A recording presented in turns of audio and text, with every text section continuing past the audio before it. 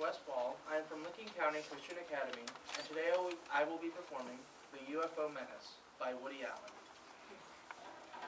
UFOs are back in the news, and it's high time we took a more serious look at this phenomenon.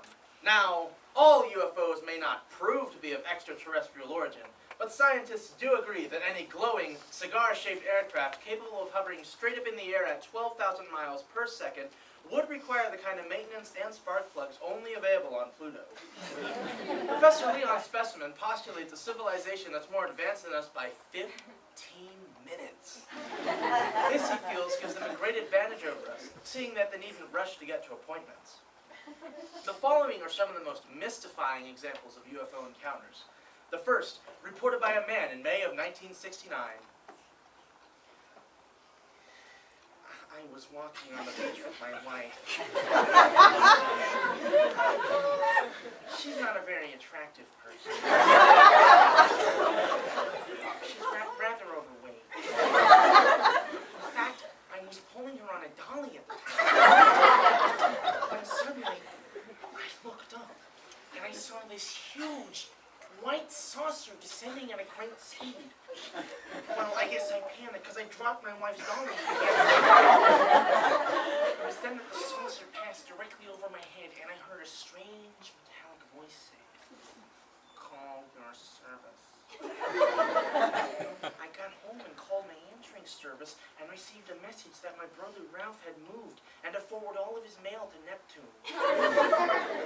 I never saw him again. My wife suffered a severe breakdown over the incident and now cannot converse without using a hand puppet. From I am Axelbanks of Beverly Hills, California.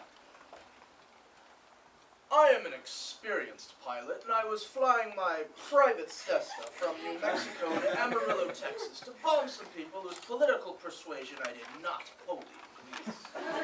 When suddenly, I looked over and saw another object flying beside me.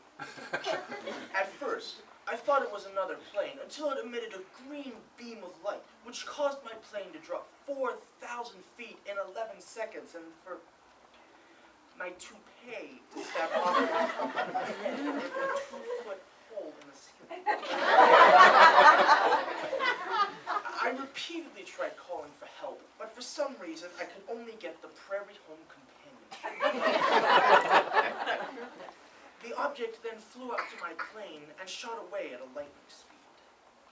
At this point, I had lost my bearings and was forced to make an emergency landing on the turnpike. I continued my journey on land and only got into trouble when I tried to run a toll booth and broke off my wing.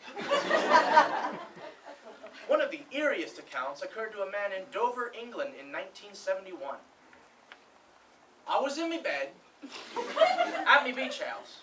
I couldn't sleep because of some fried chicken in the icebox that I felt entitled to. So I waited for the wife to drop off and then tiptoed down to the kitchen. I remember something that night. Our clock read precisely 4:15. Now I am quite sure that time, because that clock has not worked for 21 years, and it's always at that time. I remember something else funny. A dog, Judas, was acting funny.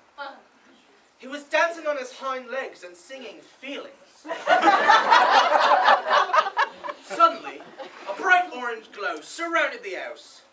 At first I thought my wife had caught me eating between meals and had set fire to the house. But suddenly, I looked in the backyard and I saw this huge cigar-shaped aircraft emitting the orange glow.